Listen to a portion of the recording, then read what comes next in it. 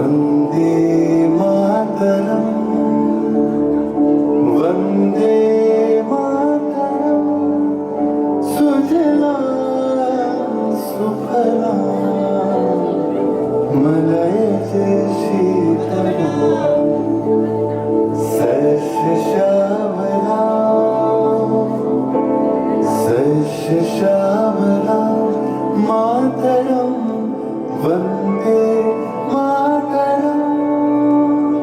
1908 সালের 11ই August Kings কোর্টে বন্দে মাতরম বলার দোষে যে বালককে বেত মারার হুকুম দিলেন ব্রিটিশ সরকার, তারই পক্ষে দাঁড়িয়ে ক্ষুদিরাম বসু ও প্রফুল্ল চাকি সাহেবের ফিটান গাড়ি লক্ষ্য করে বোমা চালালেন মুজফ্ফরপুরে। সাহেব নিহত হলেন না, তবু নাবালক ক্ষুদিরামকে ফাঁসির হুকুম দেওয়া হলো। জননী গুলো তুলে পক্ষে শান্তনবাস দেহ তুলে চোখে কাঁদিছে তব চরণ পাবে ৩০০ কোটি নরনারী।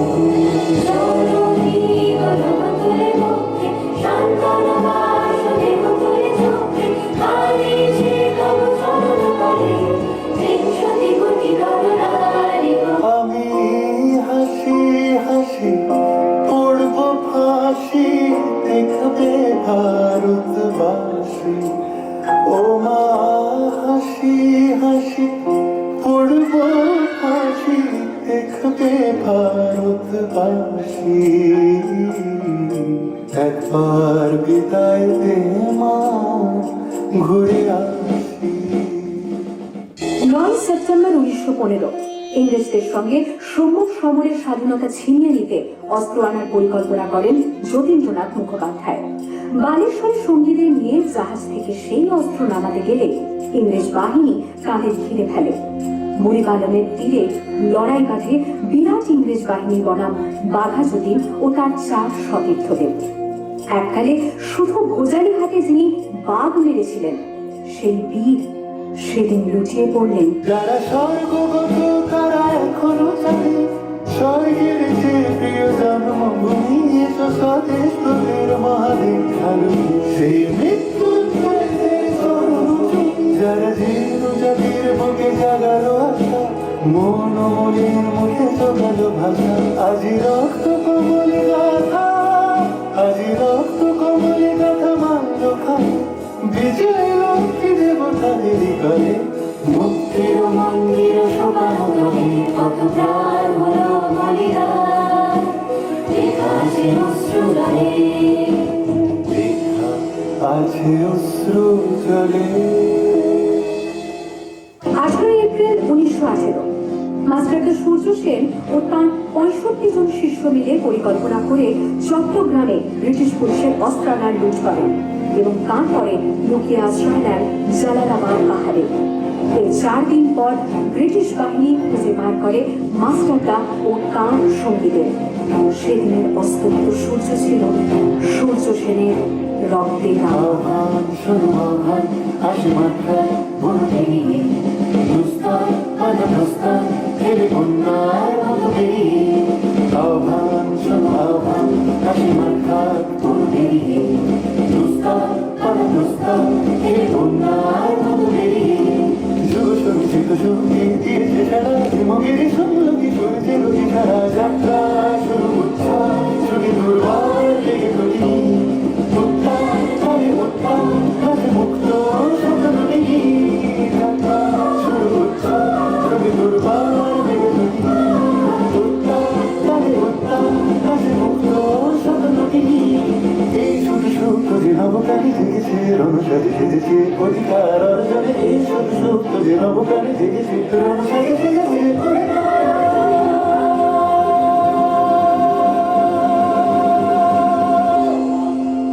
8 ডিসেম্বর 1930 বিনয় বসু, বাদল গুপ্ত, দীনেশ গুপ্ত সাহেবের পোশাকে ট্যাক্সি থেকে এসে নামলেন রাইটার্স বিল্ডিং এর সামনে। সোজা উঠে গেলেন দোতলায়। সামনে সিমসনের ঘর। গায়রক্ষীকে ছেড়ে ঢুকে গেলেন ভেতরে। বন্দুকের আওয়াজে গর্জে উঠল রাইটার্স। লুটিয়ে পড়লেন সিমসন। এরপর রাইটার্স বিল্ডিং এর অলিন্দ বারবার গর্জে উঠল বিপ্লবীদের গুলির শব্দে। তারপর টেগার সাহেব তার বাহিনী নিয়ে ঘিরে ফেললেন বিনয়, বাদল দিনেশকে।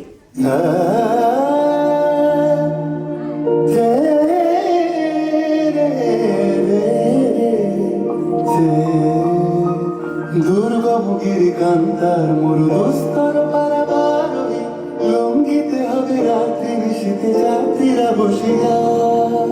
24শে সেপ্টেম্বর 1932 মাস্টারদা সূর্য সেনের মন্ত্রে দীক্ষিত প্রীতিলতা ওয়াদেদার 15 জন সশস্ত্র বিপ্লবীকে নিয়ে পাহাড়তলী ইউরোপিয়ান ক্লাব আক্রমণ করে আগুন ধরিয়ে দিলেন। ভারতীয় ইতিহাসের স্বাভিমানী মহারানীদের মতো নিজের আত্মমর্যাদা অক্ষুণ্ণ রাখতে সেদিন প্রীতিলতা ওয়াদেদার পোটাশিয়াম সাইনাইড খেয়েছিলেন ব্রিটিশ পুলিশদের সামনে।